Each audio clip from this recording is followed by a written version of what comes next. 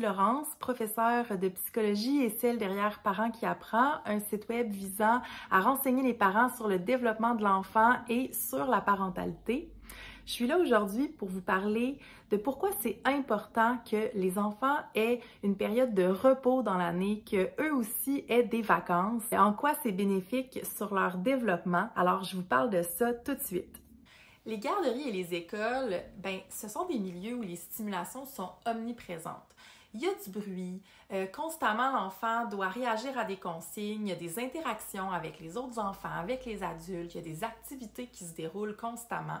Et parfois, en tant qu'adulte, on devient un peu inconscient de comment ça demande de l'énergie de gérer le bruit, de gérer les consignes qu'on doit traiter puis qu'on doit suivre.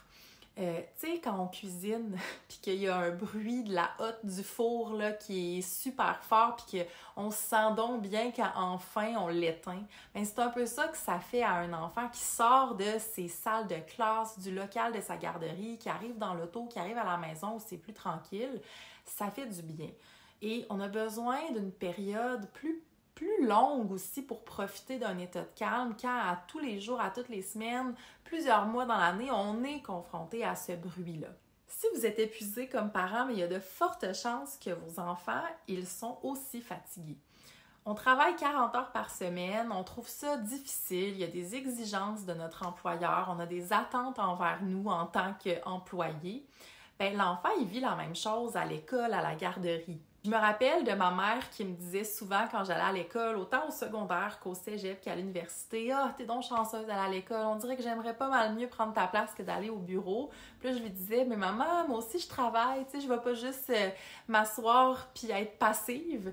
Donc quand on étudie, on est vraiment en action, puis ça va autant pour les enfants à l'âge scolaire que les adolescents au secondaire. On passe beaucoup d'heures à travailler, puis les enfants, les adolescents, les étudiants ont besoin d'une période où on va pouvoir un peu là, laisser retomber la poussière puis de ne pas être constamment en situation de traitement de l'information. La garderie et l'école, ça amène du stress. Il y a plusieurs sources de stress pour vos enfants, que ce soit le nombre de figures d'autorité autour de lui, la suradaptation aux consignes, comme je le disais tantôt, au bruit, aux relations interpersonnelles, aux nombreux apprentissages qu'ils vont faire. Tout ça, ça peut causer du stress chez votre enfant. L'impact de ce stress-là, ça peut se manifester sous différentes formes. De la fatigue, des maux de ventre parfois, anxiété, de l'agressivité, de la rigidité.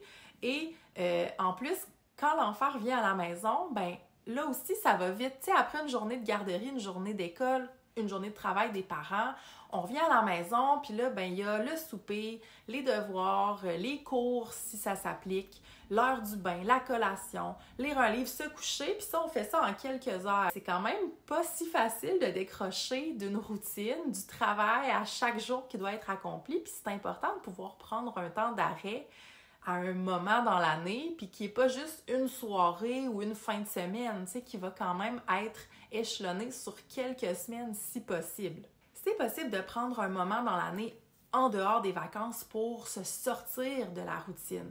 On peut ajouter un élément de surprise à notre routine, comme par exemple, on va s'endormir dans le salon sous une tente, on va souper en faisant un pique-nique dans le salon, ou on va lire l'histoire pendant qu'on prend un bain les lumières éteintes avec une lampe de poche. Tu sais, fait on peut changer comme ça la routine, mais reste que l'enfant il a besoin de certains points de repère et que ça va quand même être optimal de garder une routine stable pendant les journées plus standards d'école, de garderie, et que pendant les vacances, là, l'enfant puisse se sortir de ça complètement, être coupé de toutes les attentes, exigences, apprentissages qu'il va faire à tous les autres moments de son année.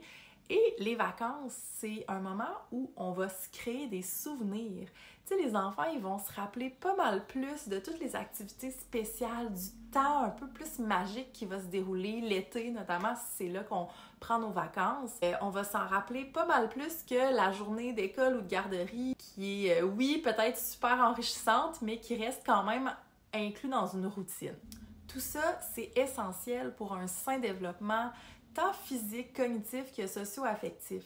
L'enfant, cognitivement, il a besoin d'un temps d'arrêt pour ne pas subir le stress, de ne pas être confronté à faire des apprentissages qui sont un petit peu plus encadrés. Il a besoin d'explorer, d'être libre, de pouvoir s'éveiller à son rythme, à ce qui l'entoure, à la nature, à l'extérieur, juste à une vie de famille où il n'y a pas de contraintes. C'est important, puis ça va aussi vous aider en tant que parent à tisser des liens avec vos enfants, parce que vous aussi, quand vous prenez le temps de vous arrêter, bien, vous pouvez avoir peut-être un meilleur lâcher-prise. On n'a pas la tête pleine des responsabilités qu'on a à accomplir au travail tout au long de l'année.